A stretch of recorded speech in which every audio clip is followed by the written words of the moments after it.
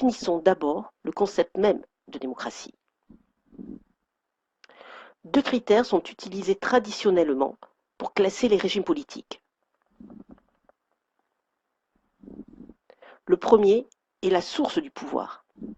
Qui a le pouvoir et pourquoi? Le second est la possibilité de dissensus.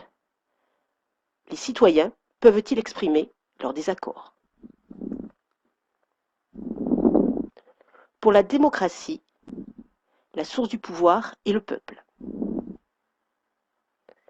La possibilité de dissensus est aussi forte, puisque les citoyens peuvent exprimer leur désaccord.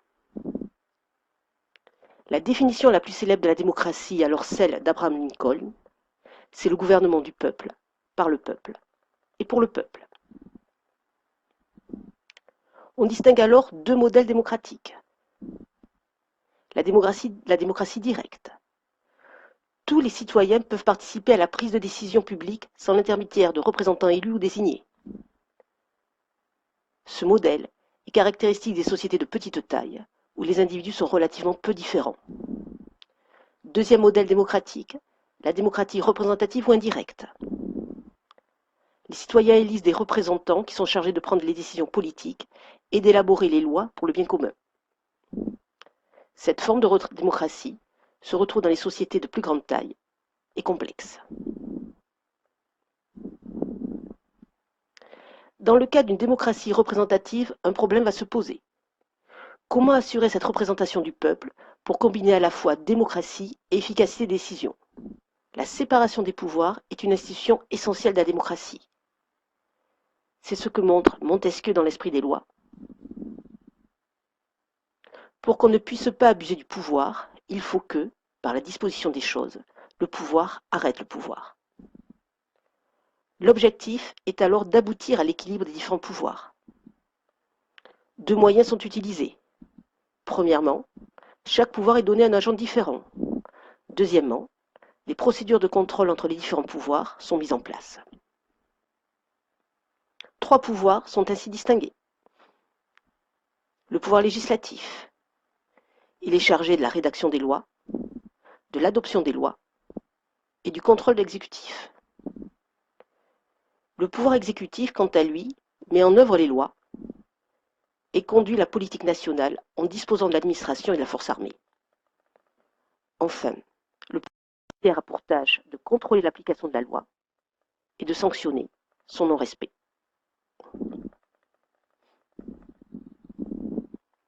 Pour assurer la séparation des pouvoirs, plusieurs règles doivent être mises en place. La première règle est la règle de la spécialisation.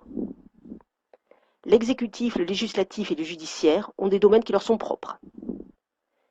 Et chaque pouvoir ne peut empiéter sur le domaine de l'autre. Cette règle permet de lutter contre l'absolutisme dans lequel le pouvoir est sans limite.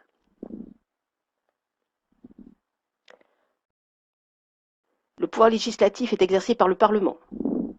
Celui-ci se compose d'une ou deux chambres.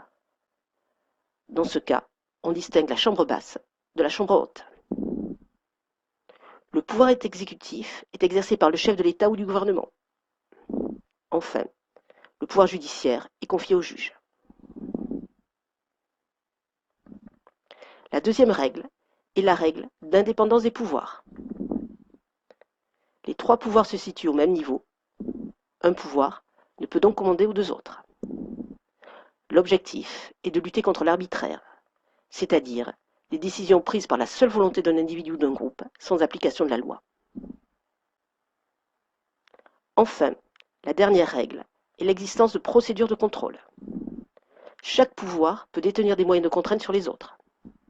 C'est la doctrine des checks and balances. Il existe des procédures de contrôle et de contrepoids. Cette séparation des trois pouvoirs est indispensable à la démocratie. A contrario, la confusion des pouvoirs génère un régime autoritaire. En effet, quand un individu ou un groupe détient tous les pouvoirs, il n'y a pas de contre-pouvoirs qui peuvent équilibrer. Ainsi, dans la monarchie absolue, le roi détenait tous les pouvoirs.